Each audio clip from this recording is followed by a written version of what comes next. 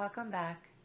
I'm so excited to be here on the last day of the challenge, and it just fills my heart to hear all the stories and everybody's feedback so far in the previous few days.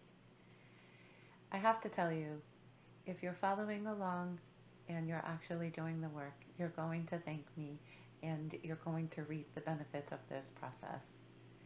Now, as we come to a close of this, you're going to see that the final three components are really the solidified way to really move you forward. Not everybody feels that all of these things are important, but as you see that you implement them into the business more and more, you see how beautiful they work and they create magic when things come in the way. So the first one is putting things on plastic. I actually just spoke to a client today where they told me they're still paying for things in cash and they're having problems in their books to reconcile.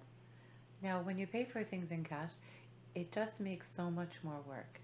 What do I mean by that? You have to sit there, tally the receipts, you have to categorize them, you have to post them, you have to decide if they're journal entries, you have to make sure that the cash is posted. Now, a lot of people, when they do cash, they're assuming that they're not posting the cash. So there's that battle as well. When you don't post the cash, it's just a side note, is that then your books are not accurate. So in the long run, you might be pocketing a little bit more money, but the benefit of not having accurate books will not serve you. So putting things on plastic will help you for a few quick reasons that are so key. The first thing is that the track is there, the audit is there. So you get the track, you get the audit, and it does the work for you. So it really takes out the legwork of what you need to do. There's a lot of systems and softwares that connect the credit card to your accounting software that you could even save in that way. Now, if you do connect, you still need to categorize, which is a separate function. Now, a client actually called me today and he was like, I just need you to categorize things, Margot. No, the way he said it, like as if it was such a basic function. If you don't categorize things the proper way, what ends up happening is that things could be on the balance sheet that's supposed to be on the PL, P&L, and vice versa. So expensing is so key for two specific reasons. A, the financials are in order, and B, you know what you're spending so that at the end you get the solution of more money in your pocket that you can take home. The other thing is with credit card, which a lot of people do, is they see the miles, the benefits, and those sorts of things. So those are just fun perks on the credit card that you can have. The next part to this is setting calendar reminders. Now, the typical way of setting calendar reminders is bookkeeping review, accounting review, meeting with CPA, or meeting with Margot. Make the calendar reminders intimate, fun, that you're going to want to attend that appointment. Why do I say that? Because if you make an appointment that you're responsible for to review your books and it says bookkeeping review, you're not going to attend that. You're only going to attend things that are going to make you money. So you have to come up with a way that's going to enlighten you and make you jump into that meeting and actually do it. Now, lots of times people say later, they post it at 2 o'clock, they do it at 6 o'clock, or they do it at never. The calendar reminders in such a way of what you name it is so key. And I'll tell you a quick story. When my kids were learning their reading, we always used to do it at the end of the night. I feel like I've shared this story so many times that if you've heard it, you might know this already.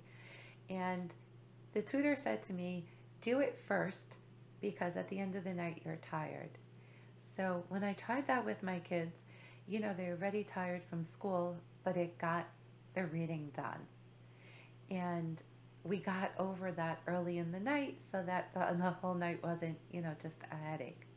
So when you set the reminder, set it for a time of day that you know that you're going to do it, or at a time that's like at your peak time. Like for me, I know the mornings are great for me, and then midday to the afternoon is when I'm moving more towards client productivity and prospects and those types of things. So these are the types of things I generally do in the morning, and I have a system that works for me.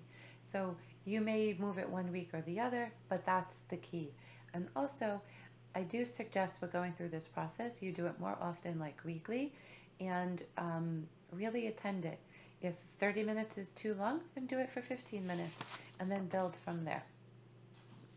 And when you're done with these meetings, what you can do is you can reward yourself, whether it's chocolates or you buy yourself a Starbucks or whatever suits your heart.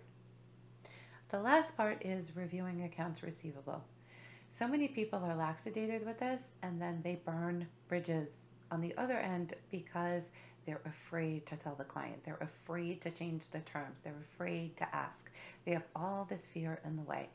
If you set your terms up front, accounts receivable won't be an issue, but it's really the way that it lubricates the business of the health and the joint health of the business to really give you the flow and the cash flow. So if you need to set a process, you need to start it from the get-go before the bill is due, before the bill goes out, instead of after. So for instance, I have terms aligned in my contract when I make an agreement with a client so that there's no confusion. If there's updates later, what I personally do is I send those updates through a program called like HelloSign where I drop a document so that the client could acknowledge it. And it has really suited things because people forget and it just creates a track record for both ends. Now, accounts receivable is very, very touchy because on your end, you're going to say, I need the money. And then the other client, it could be timing of when they need to pay you. So all those sorts of things that you're going to come across and are factors of why you need to make this a process so that it serves your business and you're not at the end of the month, scrambling or having a harsh conversation with a client. So that concludes the 9 tips. If there's something from the days before that you still need help with, I would love for you to message me. And if you're part of the VIP circle that you'd like the WhatsApp access, please send me a message so that I can get you that help that you need. In a few days, I will check in with you to see how you're doing post the challenge so that we can help you with anything that is going on. Talk to you soon.